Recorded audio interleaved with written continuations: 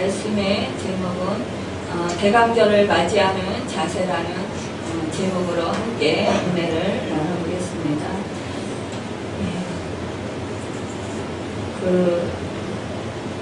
우리가요, 이제 이 땅에 우리 예수 하나님이시고 하나님의 아들이신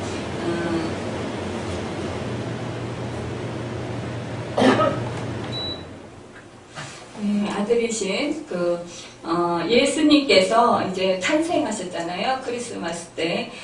그래서 우리가 그때를 이제 기다리면서 예수님께서 아기로 이 땅에 오셔서 이 땅에서 이제 우리의 완전한 인간의 모습으로 그렇게 태어나셨는데요. 그것은 그 온 인류를 구원하시기 위해서 이 땅에 죽으러 오셨습니다. 또 예수님께서는 우리 예수님께 그리함으로 말미암아 우리가 하늘에서 또 영광이고 땅에서는 그 기뻐하심을 입은 우리 주의 백성들 가운데 평화가 임하게 됩니다. 그래서 우리가 그 주님 예수 그리스도의 탄생을 기뻐하면서 겸손히 무릎 꿇고 그렇게 경배하는 그런 시간을 가져야 될 것입니다. 그리스도가 이 땅에 오셔서요, 인간의 죄를 대속하시고, 또 새 생명의 기쁨을 주신 이제 성탄절을, 이제 앞두고 있어요. 우리는, 사주기가 있는데요. 앞으로 맞게 되니까 오늘이 이제 첫 번째 주일입니다. 그래서 4번의 그 주일을 성탄절 전까지 4번의 주일을 그렇게 대강절 또 강림절, 대림절이라고 이렇게 말하고 그리고 그것은 이제 주님의 강림에 대한 기쁨으로 대망하는 그런 절기로 그렇게 지키고 있습니다. 그래서 이제 오늘 우리가 대강절 첫 번째 주일로 그렇게 지키면서 이제 크리스마스 주님이 오심을 기뻐하면서 또 주님이 오실 아기 주님으로 우리에게 오셨는데요. 그 주님이 우리의 죄와 우리를 구원하시기 위해서 죽으신 그 사건을 묵상하고 또 우리의 삶 속에서 또 우리의 말씀과 성령으로 임재해 주시고 우리를 새롭게 하시는 그 은혜들을 기다리면서 우리가 겸손히 주님을 높여드리는 그런 시간을 가져야 될 것입니다. 사실상 이 세상 속에서는요, 지금 산업화로 인해서, 사실상 여기저기서 캐롤이 울리고, 또 크리스마스 트리 장식을 하고, 더 사실상 이 세상 사람들이 우리 교회보다도요, 더 분주한, 모습을 볼 수가 있어요. 그래서 지금 시청 앞에 이제 트리가 있는데 대형 트리를 그렇게 장식을 했다고 그래요. 그런데 그 시청 앞에 어느 곳에 있는지는 저는 모르겠어요. 이제 극동방송에서 말씀하시는 그런 소리를 들었는데 이 트리 장식에는요, 이제 금단의 열매인 사과 모양의 그런 열매를 달립니다. 그리고 이제 빛으로 오신 주님을 뜻해서 그 빛이 반짝반짝하는 그런 조명들을 또 달게 되고요. 또 초 모양으로 이렇게 불이 켜져 있는 그런 것 이제 트리에 답니다. 그것은 이제 빛으로 오신 주님이고 또 죽음을 우리 주님이 이 땅에 모든 자기 백성들을 죄에서 구원하시기 위해서 죽으러 오신 몸버려 피 흘려 죽으러 오신 그것을 뜻해서 또한 초가 녹아지면서 불이 이제 불을 밝히면서 녹아지면서 초가 없어지잖아요. 또한 나무를 사용하게 됩니다. 이것은 주님의 그런 푸르름을 뜻하는 것이라고 볼 수가 있어요. 이런 장식들을 또 산타를 달기도 하고 이런 종을 달기도 합니다. 이런 장식들을 하는데요. 그런데 맨 꼭대기에 사실상 다윗의 별, 또한 별이 있어야 할 자리입니다. 사실상 동방박사가요, 이 예수님의 탄생했다는, 메시아가 탄생했다는, 그런 이제 동방박사들이 하늘, 그 천문학을 이렇게 공부하고 또 그 사람들은 이제 하늘의 그런 천체를 그 관찰하는 사람들이었습니다. 그런데 그 사람들이 그 별이 움직이는 것을 보고선 이것은 메시아의 탄생을 징조하는 것이다. 그래서 이 동방박사들이 그 별을 쫓아서 이렇게 예수님 가서 결국은 그 마국간에서 예수님이 탄생하는 것을 보고 그곳에서 이제 경배를 드렸습니다. 그러기 때문에 사실상 이 트리에는 그 별이 있어야 할 자리에 어느 그 회사의 그런 광고 문구가 있더라는, 어느 회사를 이제 선전하는 그런 문구가 있더라는 거예요. 그러면서 이것은 물론 그 회사가 자기네 회사를 광고하기 위해서 그런 대형 트리를 설치한 것, 그런 것은 이해를 가긴 이해를 하지만, 그러나, 이렇게 그러니까 우리 예수님께서 인간의 몸을 입고 이 땅에 오신 그 참 뜻을 헤아리지 못하고 이렇게 상업으로 그것을 이용한다. 이래가지고 그것은 참으로 잘못된 것이다. 이렇게 말하는 소리를 들었습니다. 사실상 이 상업으로 자기들의 그 회사를 선전할 것 같으면, 물론 이제 뭐 백화점이나 아니면 자기 건물에 있다든가 아니면은 그 회사 내에서 장식하는 것, 또 카페 같은 데서 이런 그 장소에서 뭐 장식하는 거야. 그렇다 치더라도, 그걸 이해하겠다 할지라도, 그 거리 안에, 그렇게 대형 트리를 장식하면서, 그렇게 한 그것은, 너무나 잘못된 거 아니냐, 이런, 얘기를 하는 것을 들었습니다. 이렇게요. 세상 사람들은요, 이렇게 메시아, 그리스도가, 이 땅에 오신 것을, 축하하기보다도요, 자기네들의 그 유익과 자기네들의 이익을 위해서 이것을 이용한다라는 거예요. 상업적으로 이용을 한다라는 거예요. 사람들의 마음을 부추기고, 사람들의 마음을, 이렇게 흔들고, 또, 이제 감상적으로 사람들을, 그렇게, 부추겨서, 자기네 그 상품을 더 많이 팔고자 하는 그런 일들을 한다는 것입니다. 그런데요, 우리 그리스도인들만큼은 그런 상업화에 속지 말아야 된다. 세속화에 속지 말아야 된다는 것입니다. 우리는 그런 화려한 그런 장식과 요란한 그런 그 행사, 복잡한 그런 분위기 속에서 우리는 그리스도의 그런 강림하심을 기다리고, 또 우리 주님께서 이제 1년에 한 번씩 우리 누구나 다 생일이 있잖아요. 그렇듯이 우리 주님께서 이 땅에 자기 백성을 죄에서 구원하시기 위해서 죽으러 오신 예수님, 정말 아기로 인간의 완전한 몸을 입고 오신 그 예수님을 기다리고, 또한 감사하며 또 축하하는 그런 시간으로 가져야 된다는 것입니다. 존 웨슬리가 이런 시를 썼습니다. 오셔서 오랫동안 갈망하던 예수시여, 오셔서 우리 인간들을 불안과 죄악으로부터 자유케 하시고 주님 안에서 안식을 얻게 하소서.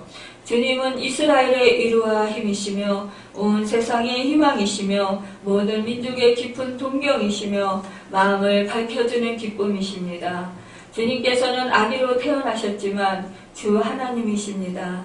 정의와 자유가 다스릴 것이며 증오와 죽음을 이길 것입니다. 저희를 변화하시는 성령을 통하여 범사에 저희를 인도해 주소서. 주님의 사랑으로 저희를 구원하시어 아버지의 보좌로 데려다 주소서. 아멘. 여러분 어떻습니까? 이 시를 들으실 때에 여러분 느껴지는 것이 없습니까? 저는 이 시가 대강절에 정말 우리에게 주시는 그런 마음일 것이다 라는 대신해서, 우리의 마음을 대신해서 그렇게 쓰는 시가 아닐까 대신하는 시가 아닐까라는 그런 생각을 하면서 은혜를 받았습니다. 오늘 본문에 보면은요, 여섯째 달에 천사 그 가브리엘이 하나님의 보내심을 받아 갈릴리 나사렛이라는 그 동네에 가서 다윗의 자손 요셉이라 하는 사람과 약혼한 처녀 마리아에게 이렇게 그에게 찾아갔습니다. 그러고 나서 그에게 이렇게 말을 합니다. 은혜를 받은 자여 평안할지어다. 주께서 너와 함께 하시도다. 이렇게 말을 합니다. 그러자 이 마리아, 처녀 마리아가 너무나도 깜짝 놀랍니다. 그럴 때에 이 천사가 이렇게 말합니다. 마리아여 무서워하지 말라. 내가 하나님께 은혜를 입었느니라. 보라 내가 잉태하여 아들을 낳으리니 그 이름을 예수라 하라. 그는 인간을 죄에서 구원할 자라. 또한 저희 백성을 구원할 자라. 그가 참 메시아가 된다라는 그런 말씀을 하고 있는 것입니다. 이럴 때요, 이 마리아가 얼마나 놀랐겠어요. 얼마나 정말 당황스러웠겠어요. 이 여인은요, 사실상 결혼을 하지 않았습니다. 약혼만 했습니다. 그런데요, 만약에 임신을 하게 된다고 생각을 해보십시오.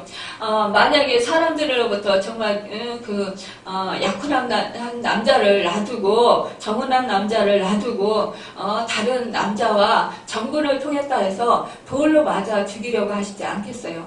정말 이 생명이 이득한 그런 상황에, 위급한 그런 상황에 있습니다.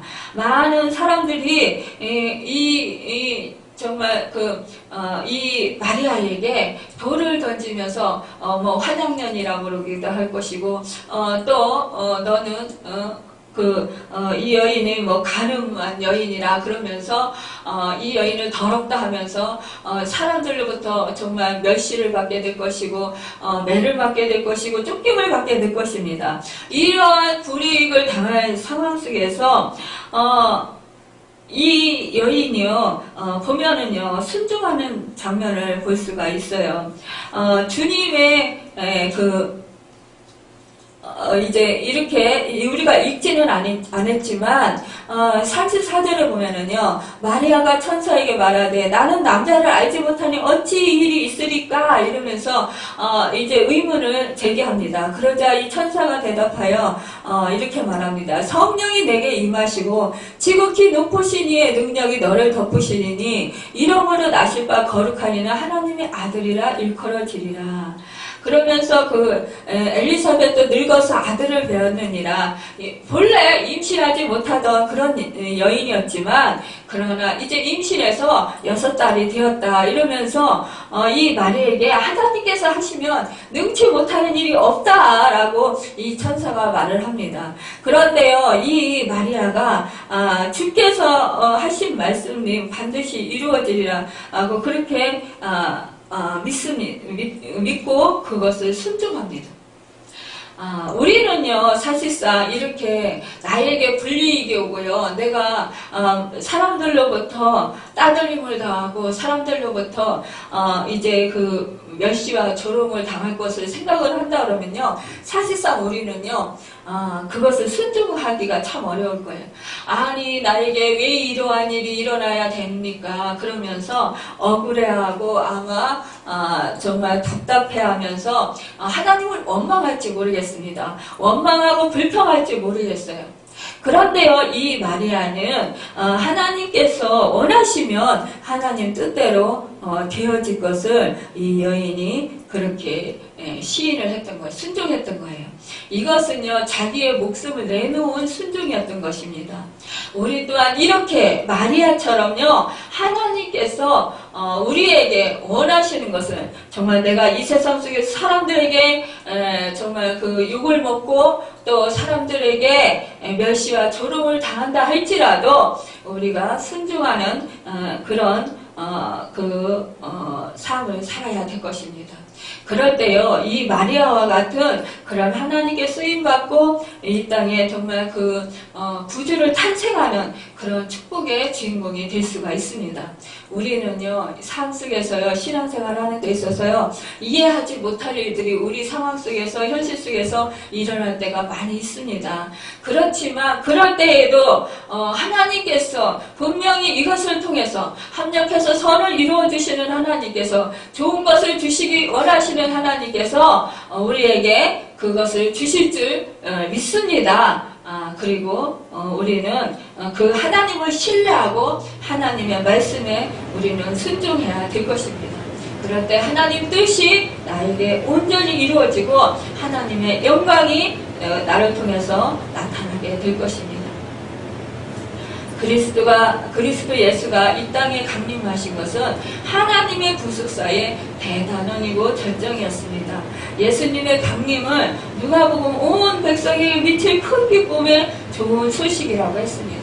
또 요한복음에서도 하나님이 세상을 이처럼 사랑하사 독생자를 주셨으니라고 기록하고 있습니다. 그리스도의 강림은 하나님의 사랑으로 이루어진 모든 백성들에게 가장 큰 기쁨이고 좋은 소식인 것입니다. 그렇다면 그리스도는 왜 이 세상에 오셨을까요? 메시아는 절망과 고통 속에서 사는 우리 사람들에게 그 자유와 생명과 사랑을 주려 비천한 그런 인간의 모습으로 오셨습니다. 그것도요, 왕궁에 오셨으면 얼마나 좋았겠어요. 그러나 우리 주님께서는요, 왕궁으로 오시지 아니하시고 그 마구간에 오셨습니다. 마구간에서요, 그 부유에 누우시는 그런 비천한 모습으로 오셨습니다. 또한 우리 주님은요, 복음을 전파하시려고 오셨어요. 그 복된 소식이요, 우리의 구원하는 소식을 듣게 하시려고 오셨습니다. 또한 그 율법을 완전케 하시려고 오셨습니다. 사두개인들이나 바리새인들이요, 율법을 폐하러 왔느냐고 우리 예수님께 물으실 때, 우리 예수님께서는 아니다, 내가 율법을 폐하러 온 줄 아느냐, 율법을 완전케 하려고 왔다, 완성시키러 오셨다라고 그렇게 말씀하고 있습니다. 우리 인간이요, 율법을요, 600몇 개가 넘는 그 율법을요, 다 그렇게 지킬 수가 없습니다. 그런데 우리 주님이 십자가에서 우리 죄를 대신해서 몸버려 피 흘려 죽으심으로 말미암아 우리의 모든 죄가 사함받는 역사가 일어나게 되었습니다. 그래서 우리가 예수 그리스도가 나의 죄를 사해주시고 나의 허물을 사해주신 그 사건을 믿을 때 우리의 모든 죄는 사해지는 것입니다. 우리의 공로로 아니고 우리의 힘으로 우리 능력으로 아닙니다.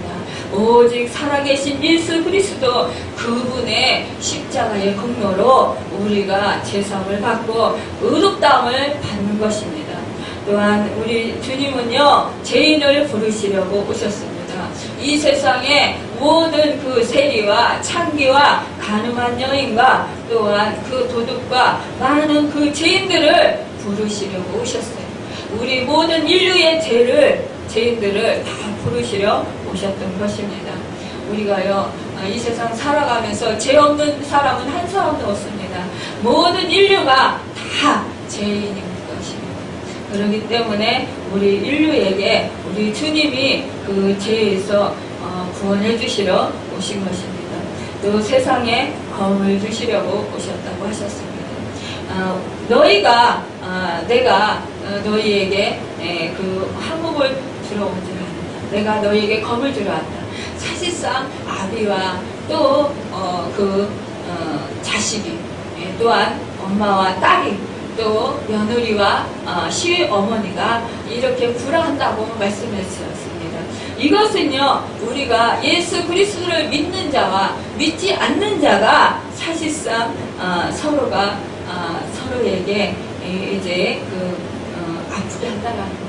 사실상 우리가요, 첫 때의 그 믿음 생활을 하는 사람들이요, 그 가정의 부모님들이 예수 그리스도를 믿지 않고 자식이 누군가가 예수 그리스도를 믿으면은요, 교회 나가지 말라고요. 막 때리기도 하고요.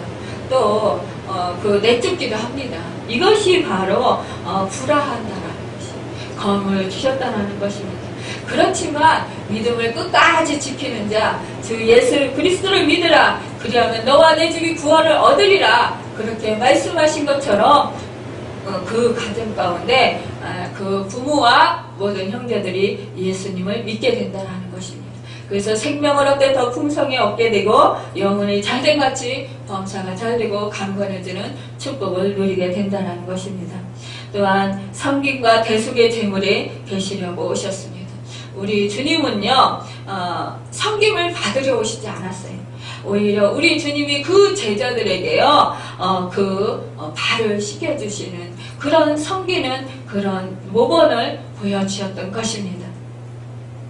우리는요 예수를 믿고요 하나님을 믿으면 우리가요 하나님의 자녀라고요 오히려 섬김을 받으려고 해요. 그런데요 이것은 잘못된 것이에요. 우리 주님은 그리하시지 않았어요. 하나님이시고 하나님의 아들이시면서도요 오히려 우리 죄인들을 우리 인간들을 섬기려고 이 땅에 오셨습니다.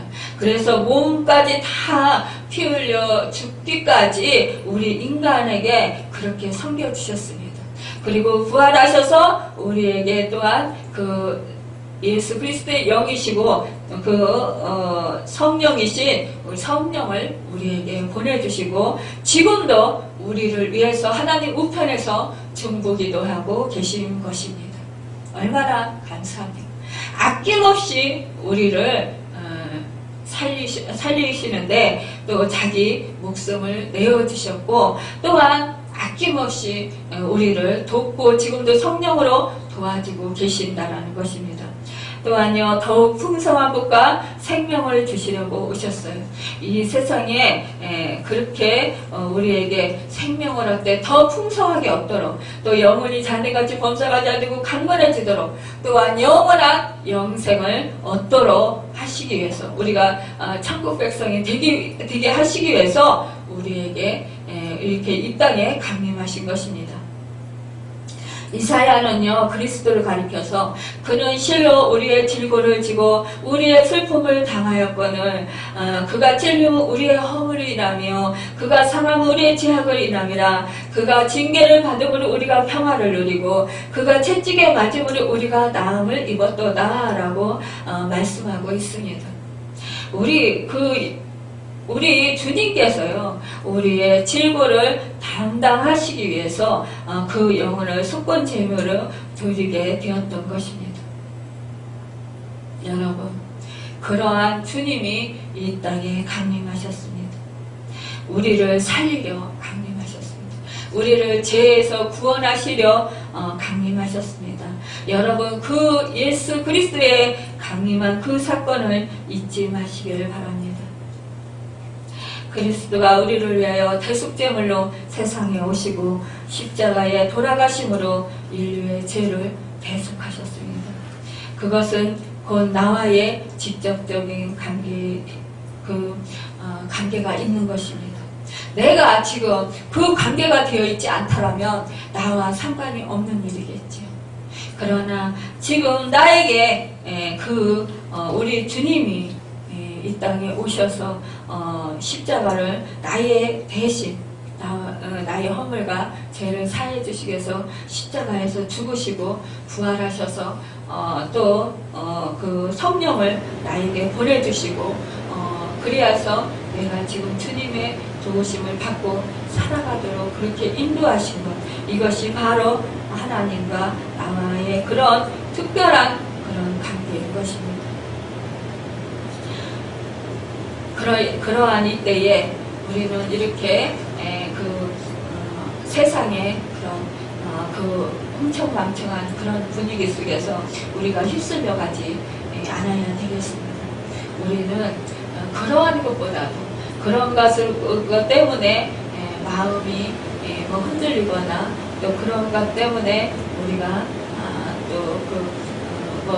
그런 환경 속에서 휩쓸리거나 그래야지 아니하고 우리는 더욱더 죄인을 긍휼히 여기는 그 세리와 같이 긍휼히 여겨달라고 그렇게 그 주님께 하나님께 기도하는 그 세리와 같이 그런 심정으로 우리가 그리스도께 나아가야 합니다. 그리고 이번 크리스마스는 또 이웃과 가족 그리고 교회가 하나 되기 위해서 준비를 해야 할 것입니다. 사실상요, 요즘에 살기 좋은 세상이라고 하지만 사실상 우리 주변에 어렵고 힘든 사람들 참 많이 있습니다. 물질적으로도 그렇고요. 또 사실상 마음적으로도 힘든 이웃이 정말 많이 있어요. 또 그래서 요즘에요, 상대적으로 정말 우울증에 그렇게 빠져서 고통당하는 사람들도 많이 있습니다. 또 육신의 병으로 인하여서 또 고통당하는 사람들도 있어요. 인간의 그런 사람과의 그 관계 속에서 또 그 원활하지 못한 그런 상황 속에서 고통받는 일들이 있습니다. 우리가 이런 사람들을 위해서 더욱더 주님이 우리를 섬겨주셨던 것처럼 우리 또한 그들을 섬기며 기도하는 그런 시간을 가져야 할 것입니다.